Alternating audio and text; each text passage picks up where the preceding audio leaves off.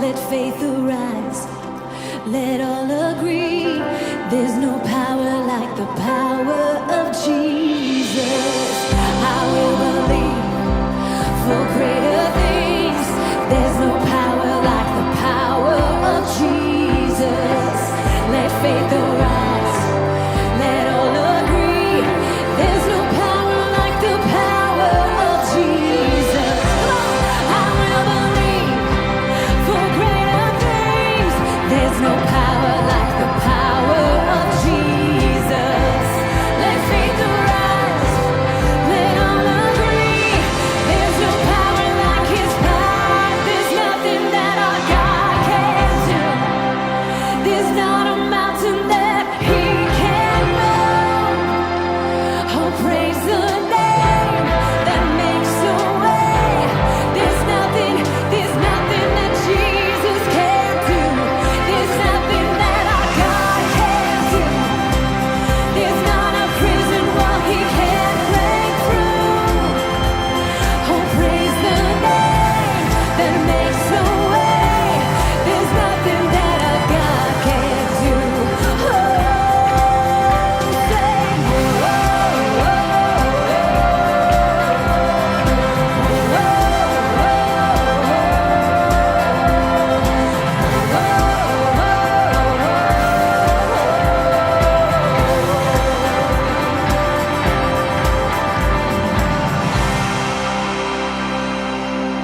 Amen. There's nothing that our God can't do. Matthew 8:23 says, "Then Jesus got into the boat and started across the lake with His disciples. Suddenly a fierce storm struck the lake, with waves breaking into the boat. But Jesus was sleeping. The disciples went and woke Him up, shouting, 'Lord, save us. We're going to drown.' And Jesus responded, 'Why are you so afraid? You have so little faith.' Then He got up, He rebuked the wind and the waves, and suddenly it was calm. The disciples were amazed, and they said, 'Who is this man that even the wind and the waves obey Him?'" Storms can be a frightening thing.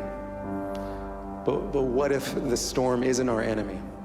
What if the storm is actually the place where we meet with a powerful God? What if the storm is the place where we actually see God's faithfulness, where we meet God's strong and mighty hand and see His love and experience His love in a way that we just haven't had to before? We wrote this song called Storms actually just recently, and I just wanted to share it with you guys. And we just hope that it blesses you wherever you're watching.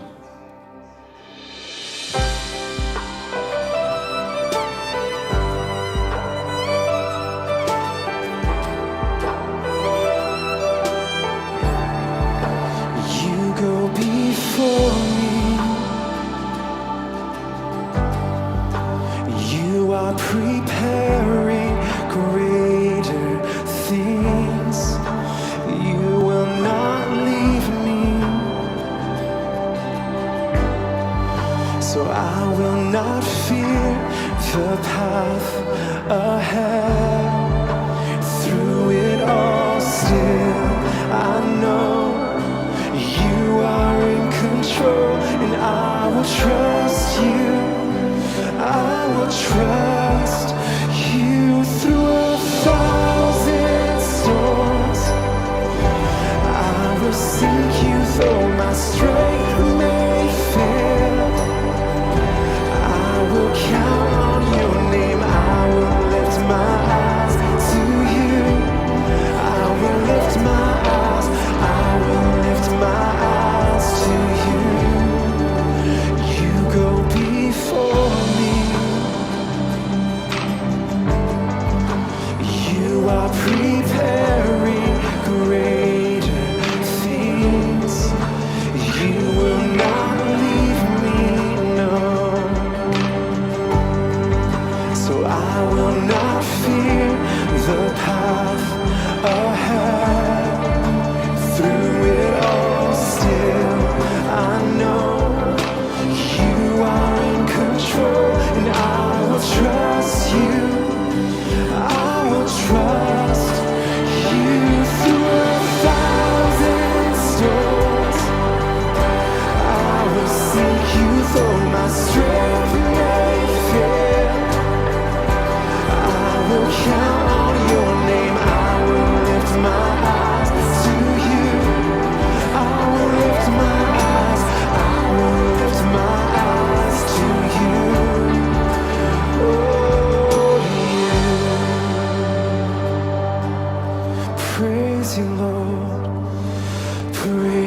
the Lord, my rock.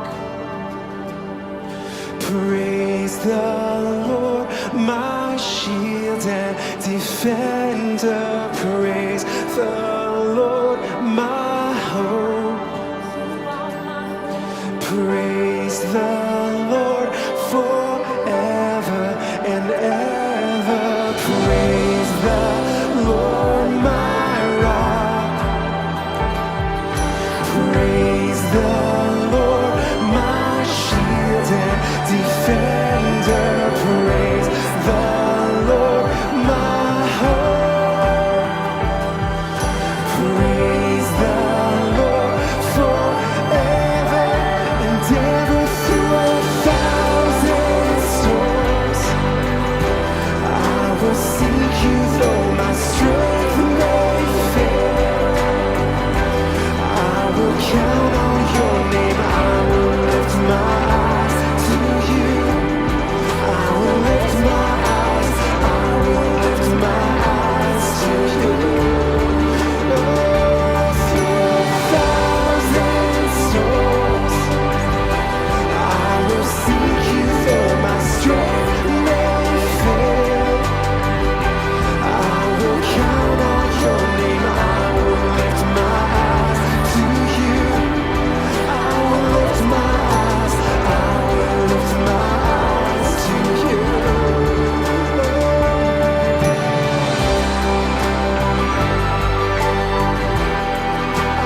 trust you.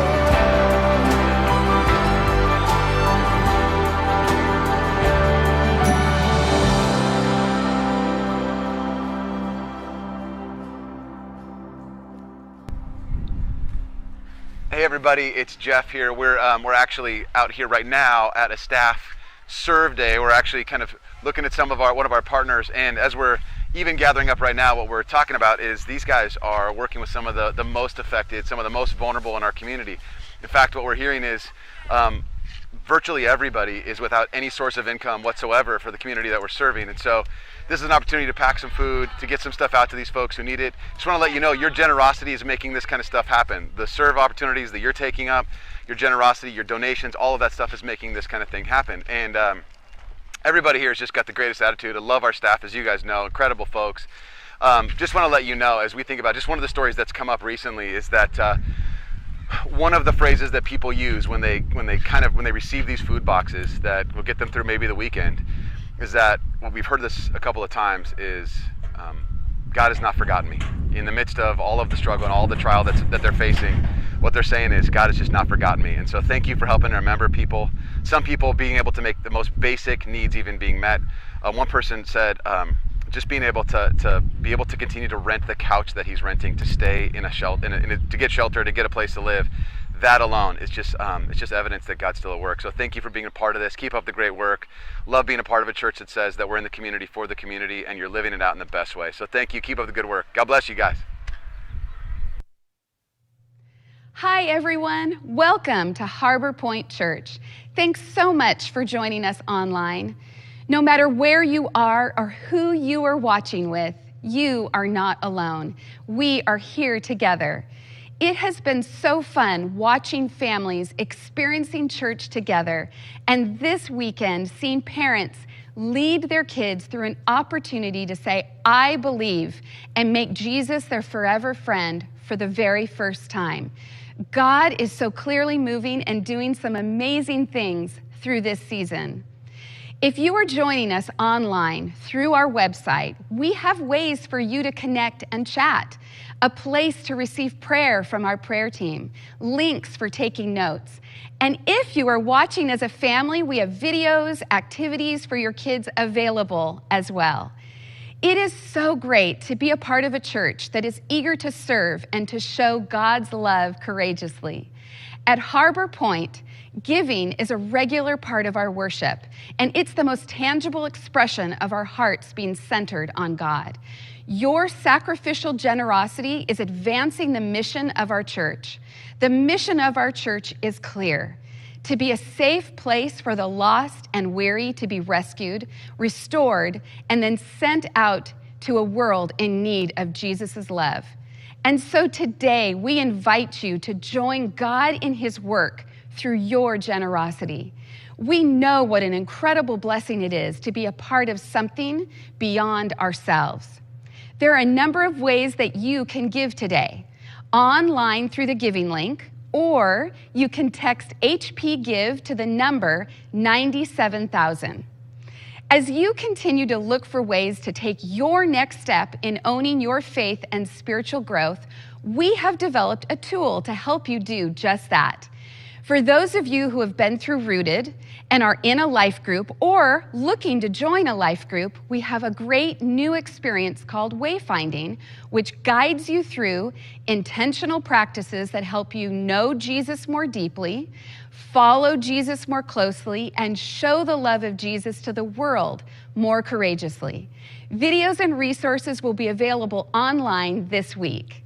Be sure to follow us on social media so that we can connect throughout the week and even be praying for each other. So let's take a minute and say hi to one another. Go on our Instagram at Harbor Point Church and comment on the most recent posts saying hi to everyone. Remind everyone that we're all here together. And as always, direct message us if you need anything.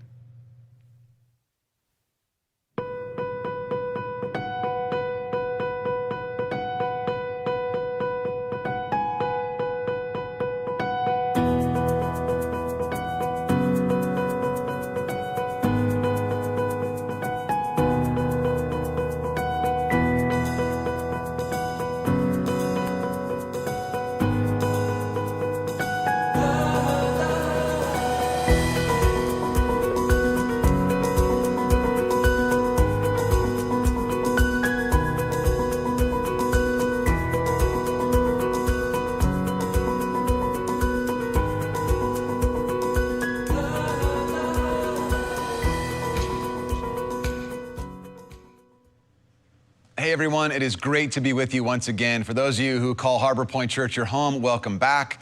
For those of you who are invited by someone else, maybe you were sent a link or invited to watch online with us as well, we are so glad that you have decided to join us today. A few years ago, I had just started taking my then 8-year-old son to start surfing. And on one particular day, he wanted me to record him. Now, usually I'd get invited to go out with him, but that day was gonna be his sort of solo session. And so I was merely the camera crew. So I stood on the shore with my phone and I recorded him. And after an hour or so surfing, my son rambled in, got dried off and put his board in the car, and then he sat down. And as we pull out of the parking lot, he asked to see my phone and to take a look at the footage, So I hand him my phone, and then there was just silence, nothing. He doesn't say anything. And I check on him, I'm like, buddy, you okay? And he's like, yeah. And I go, well, you're being pretty quiet. And he says, after a really long pause, he goes, I just thought I was surfing much bigger waves than that, Dad. I was like, buddy, every surfer thinks that about the waves that they surf. Now, he wanted to surf bigger waves, ones like he thought he was surfing. And in looking at the video, his silence was pretty telling. To get where he wanted to be, to surf the waves he actually thought he was surfing, he'd have to paddle through and into some more treacherous waters alongside older, more experienced surfers. And he knew he'd probably fall a lot more of the time too. So he came to a realization looking at that little tiny, phone screen. It's this: getting where I want to be requires going through what I want to avoid. See, he was afraid to swim in those waters, the ones between where he was and where he wanted to be. And the Bible has a word for that place between where we are and where we're intended to be. That place between places we work so hard often to avoid. That place is what the Bible calls the wilderness. Now, that is a subject worth taking a look at. And fair warning, it's no small topic. So to help us step into it today, I've recruited some help. One of the most insightful people I know on the subject, my wife, Amanda, and she'll be joining us a little while later, and I can't wait for you to hear from her, and she's amazing, especially on this subject. Okay, now last week we started a series called Not My Jesus. And in starting the series, what we said last week, and what will be crucial to bear in mind throughout the rest of this series is this. It's that we're all, every single one of us, unceasingly and often unconsciously interpreting the world around us. I mean, we're constantly trying to make meaning out of finding significance in the world. We're deciding which things actually matter, and we're also kind of deciphering why those things matter constantly. Jesus, not surprisingly, is no different than any other thing we encounter in our world because he's constantly being interpreted too. Now, what's so important when it comes to Jesus is this. The challenge we have to unavoidably confront is that Jesus, who is a real person, can get characterized through the lens of how people would like to see him rather than how he may actually be. And often, whenever we get confused or frustrated by this person we deem to be Jesus, we have a tendency, and this is everyone, by the way, to certain degrees, but we have a tendency to decide, and then, like I said, usually it's when we're frustrated or confused by Jesus, that just can't be. That's not my Jesus. And that idea is what makes Jesus' question to his own disciples in Matthew 16 so unbelievably compelling. After a brief conversation between Jesus and his disciples about who people think Jesus is, the disciples, of course, offering a few ideas, then Jesus turns and asks them this question. We talked about it last week, which is this. Matthew 16:15, but what about you, he asked. Who do you say I am? At the heart of it for most of us, the answer to the question about Jesus, this one right here, about whether or not the Jesus we see is our Jesus, is the degree to which we think he addresses our core needs for safety and worthiness and love in the same way we'd address those needs. In other words, it's not uncommon for us to find ourselves pursuing a version of Jesus that really closely resembles us and only a little of who he is. And when that happens, that's when we start losing our way. Pursuing my Jesus can easily be separated from the Jesus, the actual Jesus. And that brings us to today. The attraction to Jesus for a lot of people, for most people who didn't grow up in a home around kind of a faith in Jesus kind of, upbringing, what attracts people to Jesus generally has something to do with the belief in his promise of freedom. Now, however people perceive what freedom might look like, and make no mistake, that is God's agenda in the Bible, to bring about freedom, to break people out of captivity. And when people talk about the fullness of the life that they're seeking, even if they don't know it, it's often synonymous with what the Bible calls freedom. To put it another way, freedom is the wave we envision ourselves surfing, the waves we want to surf out past the stuff we don't think we can get past. Now, the God of the Bible is about freedom, but the way God brings about freedom is that it is always preceded by or always accompanied by the experience of being in the wilderness. Before freedom, there's always the wilderness. And the wilderness, as we talk about it, among other things, is the pathway God takes people on from captivity to freedom. The wilderness is where the access to the usual ways I address my needs for safety and worthiness and love as I see them are inaccessible, unhelpful, or irrelevant, or even ineffective. Now, it's really important to note as we talk today, the kind of wilderness we're talking about isn't what you might think it is. First, not every bad or trying experience is necessarily from God. I mean, that's really critical to understand. The experience of disorientation, loneliness, or despair that we feel is sometimes the result of real evil by which we have been impacted. There is evil that does oppose the work God is accomplishing in the world. So, abuse and neglect and shame and humiliation and abandonment and hate and addiction, etc., and so on. These things are not from God. Now, they have a very wildernessy quality, so to speak, about them, but that's not what they are specifically. It's really critical to make note before we continue. This is where we're going to kind of be going. And one more thing. Those things that have happened or are happening to us that are undeniably evil, at least the way the Bible addresses them is this, that even the most devastating things aren't wasted by God. The Bible even goes so far as to say this, that what was intended for evil, God has the ability to repurpose for good. So what we're talking about today isn't specifically about addressing those things. We're talking about something else that may feel as though the two things are exactly the same. They're related, but they're not the same. So, okay, just so a little clearer on the idea of where we're headed, I just want to make sure we straighten that out. Wilderness is that often undesirable pathway from captivity to freedom. And on it, the tools we typically use for validation, or probably more importantly, for navigation, are no longer available or accessible. So when that happens, because when everything else is gone, the only thing people have to get them from their captivity to freedom is God himself. My friend Christian Mungai says it like this. He says, you find out that God is all you need when God is all you have. With nothing else to soften the experience of discomfort or disorientation, when all we have is God himself, that's where our character gets transformed. That's where we're far more likely to become the kind of person God has intended us to be. And it's also the way God prepares his people for the freedom they can't even yet imagine. So let's take a look at a case study. And this is probably the most famous of all those examples in the Bible. Maybe you're familiar with it, but it starts, not surprisingly, with the captivity of God's people, the Israelites in Egypt. Looks like this, Exodus 3. The Lord said, I have seen the misery of my people in Egypt. I've heard them crying out because of their slave drivers, and I'm concerned about their suffering. So I've come down to rescue them from the hand of the Egyptians, to bring them up out of that land into a good and spacious land, a land flowing with milk and honey, the home of the Canaanites, the Hittites, the Amorites, the Perizzites, the Hivites, and the Jebusites. And now, he says, the cry of the Israelites has reached me, and I have seen the way the Egyptians are oppressing them. Okay, so God is aware of the captivity of his people, and he's determined to do something about it. It's clear that what he intends to do is to bring his people into a land of freedom, and that's pretty obvious. Then, through a series of miraculous and powerful works, God frees his people, and they walk out of Egypt. They walk directly into the desert wilderness. They don't go immediately from captivity into the land God ultimately intends to bring them. God doesn't just, kind of whisk them, sort of, bring, magic, sort of, poof, freedom into the new land. He clearly had the power to do that, but that's not what he does. Now, you may know the story, but the Israelites first have to go through the desert to get there. It's a journey that should take about 3 weeks, and it ends up taking just a little bit longer. The Bible says it took them 40 years.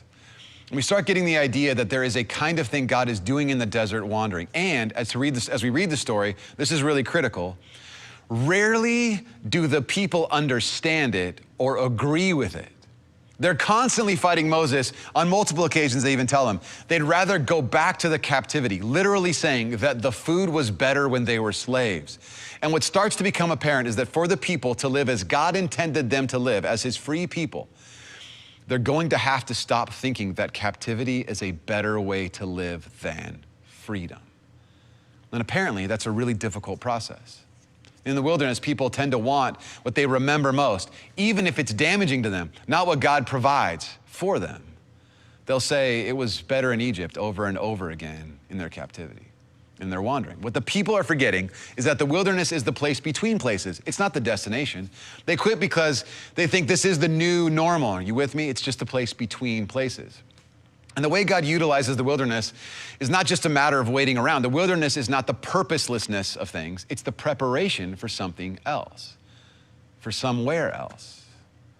Remember, in the wilderness, everything I think I need or have that I once used to give me safety or worth or love is now gone, which means the way God intends to prepare me for the promise of his freedom is without all the stuff I typically use to eliminate my own wilderness kinds of feelings. See, for a lot of people, that experience of no longer having the things that we use to tame anything that feels like wilderness, or at least make the wilderness more kind of bearable, that moment is what can only be described as a kind of powerlessness. That moment is really, well, that's usually the moment people have their not my Jesus moment. And wilderness is about God's power. It's where we have none of ours. It's that kind of supernatural dependence where God is working to bring about something in us. And it's the only way we experience the freedom that he intends to give. And you can kind of see where this is going. Now, before the people enter the land God promised them, God says these words. It's in Deuteronomy chapter 8, beginning of verse 2. He says, remember how the Lord God led you all the way in the wilderness these 40 years to humble you and to test you in order to know what was in your heart, whether or not you would keep his commands. Now notice, God led the people in the wilderness all the way. He didn't abandon them to it. He was up to something the whole time, and he had an intentional agenda for his people. Verse 3, he humbled you, causing you to hunger, and then feeding you with manna, which neither you nor your ancestors had known, to teach you that man does not live on bread alone, but on every word that comes from the mouth of the Lord. Now, throughout the journey, because they had nothing else, no means of taking care of themselves in the way they were used to doing it, God was their sole provider, and it was by him that they lived. Now, if you skip down a little bit of a passage in Deuteronomy, by the way, this chapter in Deuteronomy is probably one of the best at pulling together how we ought to live in light of how God provides. But before they encounter the freedom to which God is bringing them, he gives them this warning, this caution. Here's what he says, skipping down a little bit again, speaking verse 7. For the Lord your God is bringing you into a good land, a land with brooks, streams, and deep springs gushing out into the valleys and hills, a land with wheat and barley, vines and fig trees and pomegranates, olive oil and honey. It keeps on going. A land where bread will not be scarce and where you will lack nothing, a land where the rocks are iron and you could dig copper out of the hills. When you have eaten and are satisfied, praise the Lord your God for the good land he has given you. Now, the idea is that there will be a time when the people will eat and be satisfied. It's critical to understanding that. When they experience that kind of thing, the time of wilderness wandering is over. If they've eaten and are satisfied, the time of wilderness wandering is now over. Now, here's the warning. After you've gotten everything that you need, be careful, he says, verse 11. Be careful that you do not forget the Lord your God. The thing that might undo all the good that God intended in the wilderness. When we have everything we need, our safety, our sense of worthiness, and our sense of being loved by the usual means, when we have all of those things available to us, the usual means, our lives available to us, the warning is that we might forget God because we don't feel like we need him anymore. The freedom we seek is preceded by the wilderness. Remember. What you find in the Bible is that what God intended for his people, the Israelites, to make happen in the world is ultimately accomplished by Jesus. And to very briefly make that point, in Jesus' ministry can, among other things, be characterized as a ministry of freedom. He's intending and working to free people from whatever captivity they're faced with. He frees the captives and he confronts the captors. It's often you see him wrestling with the captors. Jesus' ministry doesn't start until a few things happen. First, he's baptized by John the Baptizer, or John the Baptist, you might know him, the immerser is how it's actually written. And I guess the best way to say it, he's baptized, and then Jesus is approved of by God. Jesus emerges out of the water at his baptism, and this is where God says, "This is my son in whom I'm well pleased." So, Jesus is deemed to be God's beloved. It's the same title given actually to the Israelites as his own beloved. Then this happens, Luke 4, verse 1. Jesus, full of the Holy Spirit, left the Jordan and was led by the Spirit into the wilderness, where for 40 days he was tempted by the devil and he ate nothing during those days. And at the end of them, he was hungry. The word led here can more actually be translated as the word driven. So Jesus is driven into the wilderness by the Spirit. And remember, the pattern is that freedom is always preceded by the wilderness. And at the end of Jesus' 40 days in the wilderness, here's what happens. Verse 16. He went to Nazareth where he had been brought up, and on the Sabbath day he went into the synagogue, as was his custom, and he stood up to read, and the scroll of the prophet Isaiah was handed him, and unrolling it he found the place where it is written.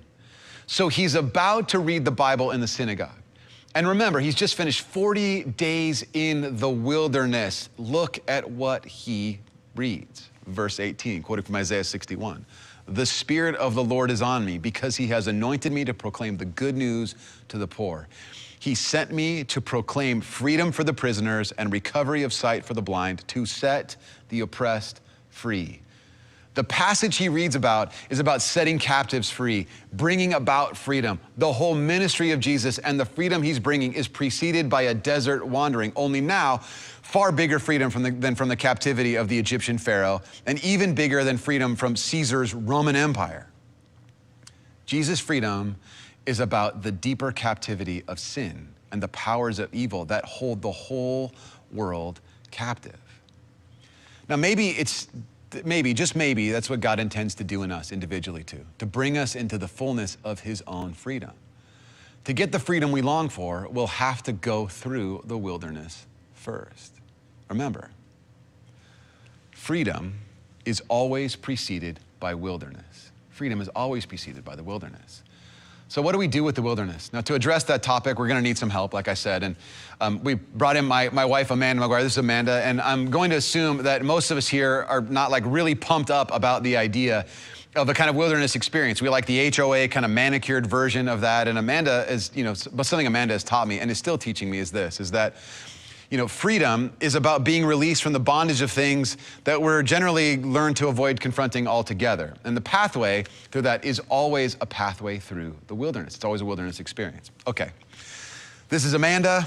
Hi. Amanda, help us to make sense of where God might be inviting us. So let's get started. Help us get there. So how do we know if we're being invited or ready to enter into a wilderness journey with Jesus? I'm sure it will be different for everyone, but in my own experience with dealing with pain and beginning this journey, each time I've begun at the same starting point. The same questions stir in me, and I think it's something that we can all pay attention to begin to answer for ourselves. Why does this thing keep coming up like a broken record in my life? Why is that thing a thing? What do you mean by that? Well, usually our reactions or how we respond to something can reveal what's happening in our hearts. And like a broken record, these things seem to repeat over and over again if we don't identify them and figure out the thing. So asking ourselves questions like, why do I respond like that? What caused me to spiral out of control? What triggered an overly strong emotion? Why did I suddenly go back to my old habits or addictions? If you have a strong reaction to something, whenever you can stop and ask the question, why is this such a thing to me? It might be an invitation from God to address it. Because there may be a cause to that thing that you're reacting to. Like you say, Jeff, it's the thing behind the thing. Maybe there's a hidden wound or pain or an insecurity. Maybe it's something that you've learned to just work around, live with, or avoid. And this reaction is revealing something that may not be as hidden as you thought. Right. So like recently we were talking about some of this stuff, and I was saying how, even as so much has shifted for us as a church and what we're doing to pivot to kind of a new way of being an online-only church for this season, what started to bubble up in me was really kind of an old but familiar need. I felt such a need all of a sudden to win the approval of people I used to work for and people I used to work with. All of a sudden I felt this huge kind of heavyweight sort of longing to garner their affection and their attention from people I hadn't even seen in some cases in decades. So Amanda, what you're saying, maybe freedom for me, as I might have confused it, isn't about winning their approval. What you're saying is, maybe to ask a different question is, why do I need their approval so badly? Is that kind of more like maybe freedom is not the feeling that, like not even needing the feeling to play this game, this approval and, kind of admiration game at all. The need to show these people is something about a deeper kind of captivity that God may be inviting me to confront. That's kind of what it is, right? I mean, that's what we're talking about, yeah. Yeah, that's the right question to ask yourself and to sit with for a little while. What's causing you to need their approval so badly? That's your invitation. His freedom is in you finding that their approval isn't what you really need. Okay. So the way forward is obviously into a kind of wilderness. And I can feel the wilderness in front of me because I know before the freedom comes, there's wilderness, and this is scary stuff. And I'm not sure I really kind of want to know, I'm not sure I really want to know all of what's in me, all the stuff that I need from these other people. Like, I don't really want to look at that. That feels really, really scary. It feels much more natural for me to play this acceptance-seeking game and sort of approval game. In some ways, I know this sounds weird, that this kind of broken thinking has like some payoffs that have kind of benefited me. Like maybe that sort of motivated me to do some stuff. And I don't know that I really want to give that up. And that's part of, I guess, for me, as we talked about, it's a little bit of my own wilderness sort of fear going into it. Sure. You're not alone in your thoughts about the wilderness. We all have lies we believe about the wilderness. A lot of us believe that the wilderness path is mostly about being abandoned by God, being left completely alone. We think that maybe it's the place where God will forget us. Some people imagine that it's the place that they'll get stuck because they can't imagine a life without their pain or their thing. And because people are afraid of what they don't know, and the wilderness is the place where everything is unfamiliar, people wind up being afraid of the unknown more than the actual wilderness. And this is the reason we start making peace with our captivity. Sometimes we call this an agreement, which basically means because of my fear, what might happen in the wilderness, I'd rather just stay where I am. Right. We say stuff like, oh, I've got this under control. I know how to deal with this. I can manage this. Sometimes we'll start to believe that our captivity is part of our identity. This is just part of who I am. When we do that, we are actually kind of saying freedom is scarier than captivity, that captivity is better. I did this for years with my own struggle with anxiety. I just accepted that the lie that this is how God made me. I'm just a nervous person. I made peace with it. It was going to be how I was as a person, so I just started thinking, this is how I'll live.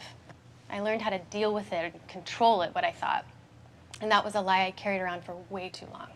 Yeah, we're really good at telling ourselves some pretty convincing lies. I mean, and I know we're just scratching the surface of this stuff, and maybe for some of us, we need to just stop right there. Like, just merely admitting and addressing some of those familiar lies is probably a lot.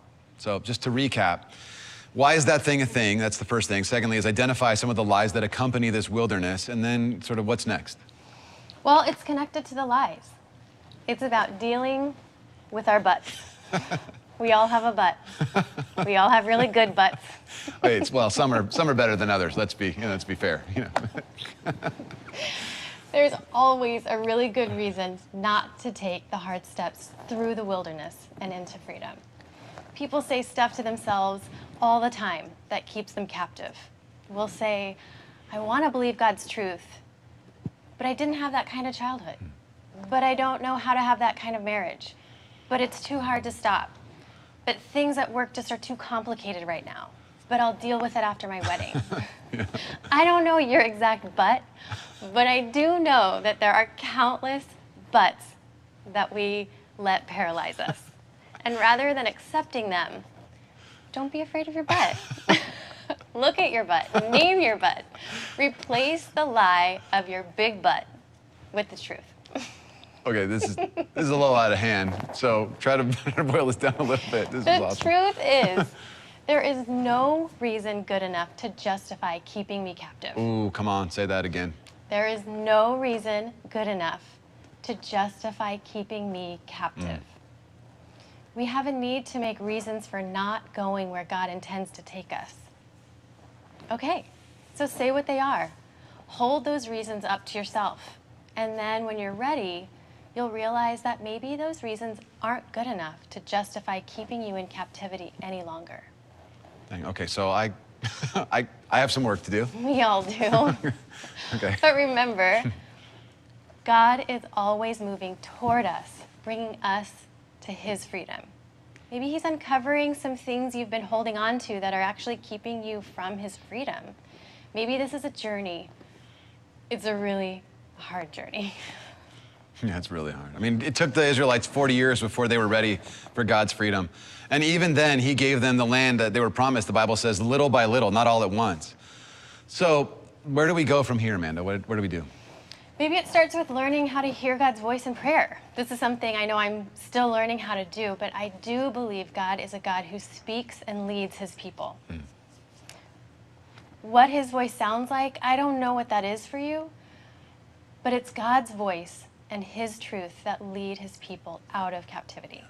Maybe for some of us, it's going to a counselor about some of the stuff that you don't have language for, to help identify some of the blind spots you don't know were there. Jeff and I have been to marriage counseling, parenting counseling, and tons of individual counseling to help address some of this stuff. Maybe your first step is just believing for the first time God isn't intending to harm you. He leads us to his freedom out of his love and compassion. He loves you as his own child and wants you to know his personal love for you as his father. Yeah, the truth is, this is a faith journey, and it's a tough one. I mean, faith isn't built without a need for it. Sometimes, and we say this around here from time to time, that a lot of times what we're hoping for in faith is to find a faith that actually requires no faith. I mean, building faith is just so hard, and when it gets tough, that's the time when it's the most convenient to say, that's not my Jesus. You know, every one of my kids surfs now. My oldest just saved his first surfboard. And it's pretty cool. And all of my kids at some point have had to confront the reality that to surf the way that they all want to surf, they'll have to paddle through the unfamiliar and sometimes scary waters to get there. But when they do, they all always say, it is so worth it. So, one last question. What is the first step God is inviting you to take into his freedom? How long will you determine that managing captivity is better than stepping courageously into the freedom that he's offering you? What's the first step God is inviting you to take into his freedom?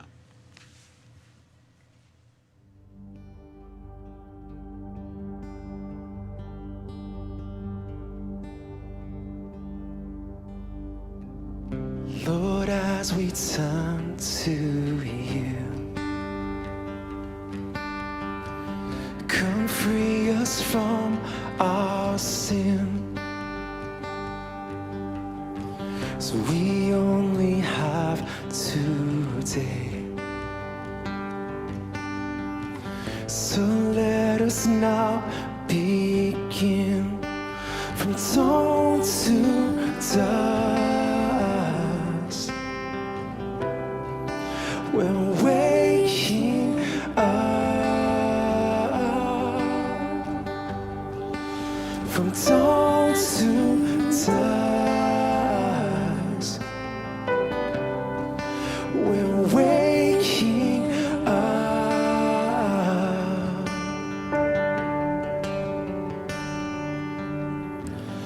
Tomorrow's freedom is today's surrender. We come before you, lay our burdens down. We look to you as our hearts remember. You are the only God. You are our only God. Our only God.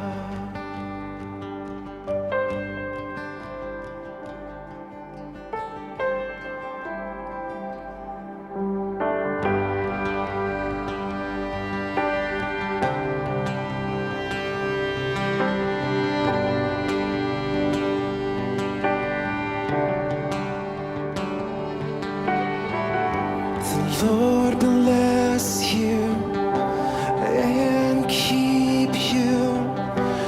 Make his face shine upon you and be gracious to you. The Lord turn his face towards you and give you peace. Amen.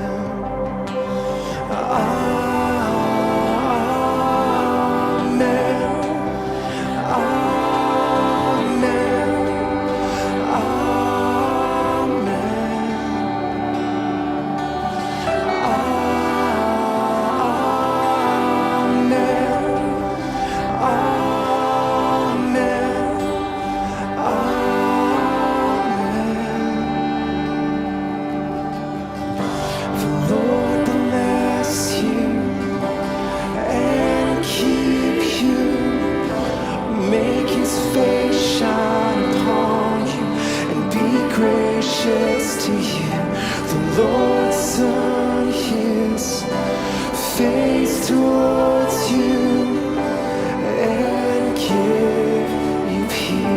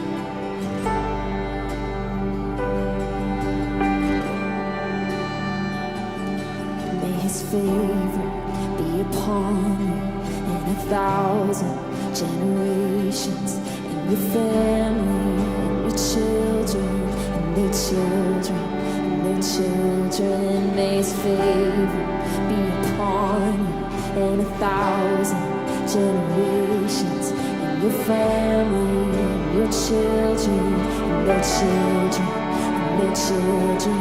May his favor be upon you and 1,000 generations, on your family and your children, and their children, and their children. May his favor be upon you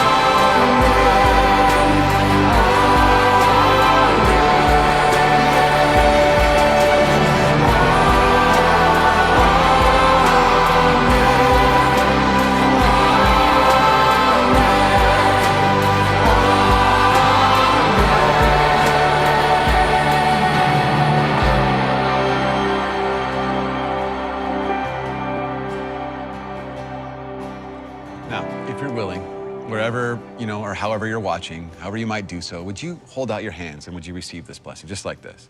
And if you'd rather not, or if it weirds you out, that's cool. You don't, do whatever you need to do to receive this blessing. So if you would, hold out your hands in a posture just to receive what God intends to give to you. And would you receive this? Might God bless you with the faith and the courage it takes to experience the fullness of his freedom. And might you say, upon hearing his voice, that invitation to freedom, through the unfamiliar territory of the wilderness, that's my Jesus. God bless you. We look forward to seeing you very, very soon.